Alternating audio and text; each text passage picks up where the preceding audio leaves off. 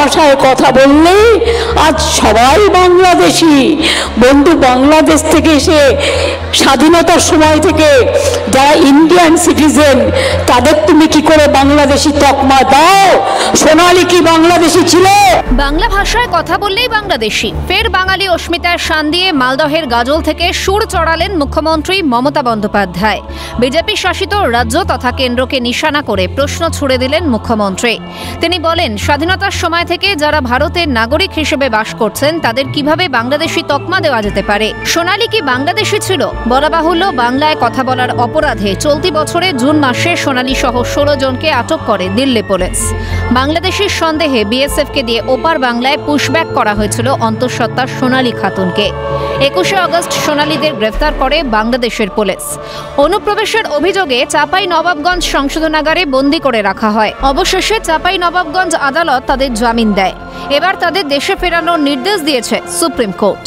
এই কঠিন পরিস্থিতিতে সোনালীর পাশে থেকেছে রাজ্য সরকার। সোনালীর কাহিনী তুলে ধরে কেন্দ্রকে বিঁধলেন মুখ্যমন্ত্রী। সোনালী খান তো ইন্ডিয়ান ছিল, তার ইন্ডিয়ান সবকিছু থাকা সত্ত্বেও তুমি একটা প্রেগনেন্ট মহিলাকে পর্যন্ত বিএসএফ কে দিয়ে তুমি পুশব্যাক করিয়ে দিয়েছো। সুপ্রিম কোর্ট কাল অর্ডার দিয়েছে ওদের ফ্রি আনার জন্য। আমরা কোর্টে কেস করে আমরা অর্ডার করেছি। চলতি বছরের জুলাই মাস থেকেই রাজ্য রাজনীতিতে চর্চায় বাঙালি খেদাও কথাটি। ওড়িশা, মধ্যপ্রদেশ, রাজস্থান, অন্ধ্রপ্রদেশ, মুম্বাই সহ বিজেপি শাসিত একাধিক রাজ্যে বাংলাভাষী পরিযায়ী শ্রমিকদের উপর হেনস্থা ও নির্যাতনের অভিযোগ সামনে এসেছে। এই ইস্যুতেই গলা চড়ালেন মুখ্যমন্ত্রী। ক্ষোভ প্রকাশ করে তিনি বলেন, বাংলা ভাষায় একবার নয়, হাজারবার, লক্ষবার, কোটিবার কথা বলবো। গলা কেটে দিলেও এই ভাষা থেকে দূরে সরাতে পারবে না। উড়িষ্যায় গেলে অত্যাচার করছো বাংলা ভাষায় কথা বললে। আদিবাসীরা তার ভাষায় যদি কথা বলে আমি পছন্দ করি। তুমি উড়িয়া ভাষায় কথা বলো, আমি পছন্দ করি, আমার কোনো আপত্তি নেই। তুমি তাহলে কেন বাংলা ভাষায় কথা বললে মধ্যপ্রদেশে বাঙালিদের উপর অত্যাচার করবে, উড়িষ্যায় অত্যাচার করবে, মুম্বাইতে অত্যাচার করবে, মধ্যপ্রদেশে অত্যাচার করবে, রাজস্থানে অত্যাচার করবে? জবাব চাই, জবাব দিতে হবে।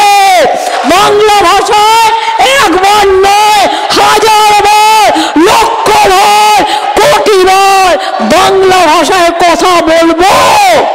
তাকে তুমি পারলে আমার গলাটা কেটে দিও, কিন্তু আমাকে এই ভাষা থেকে দূরে সরাতে পারবে না। ভাবছো বাঙালিদের উপর এত হিংসা? মালদাবাসীকে আশ্বস্ত করে মুখ্যমন্ত্রী বলেন, ভয় পাবেন না, কাউকে ডিটেনশন ক্যাম্পে যেতে হবে না, কাউকে পুশব্যাক করা হবে না, সবাই বাংলায় থাকবেন। আপনারা দেশের নাগরিক, আপনারা দেশের ভোটার, আপনারা নিশ্চিন্তে থাকুন, আমি আছি আপনাদের পাহারাদার। পাশাপাশি পরিযায়ী শ্রমিকদের বাংলায় ফিরে আসার আবেদন মুখ্যমন্ত্রীর। ভয় দেখানো হচ্ছে সবাইকে। আমি পরিষ্কার বলে যাচ্ছি, মালদার মা ভাই বোনেরা, ভয় পাবেন না। কাউকে ডিটেনশন ক্যাম্পে যেতে হবে না, আর কাউকে পুশব্যাক করা হবে না। সবাই বাংলায় থাকবেন। আপনারা দেশের নাগরিক, আপনারা দেশের ভোটার, আপনারা নিশ্চিন্তে থাকুন, আমি আছি আপনাদের পাহারাদার। আর পরিযায়ী শ্রমিক যারা আছেন তাদের ফিরে আসতে বলুন। অন্য রাজ্যে তাদের তাড়িয়ে দেবে পরে, এবং এখানে ভোটার লিস্টে নাম থাকলে অন্য রাজ্যে থাকলে সেটা কেটে দেবে।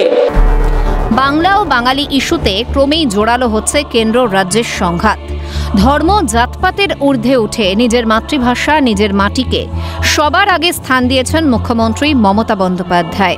তার এই বঙ্গে প্রেমের কাছে কি ঘায়েল হবে মোদী সরকার? প্রভাব পড়বে ভোট ব্যাংকে? উত্তর দেবে সময়। ক্যালকাটা নিউজ।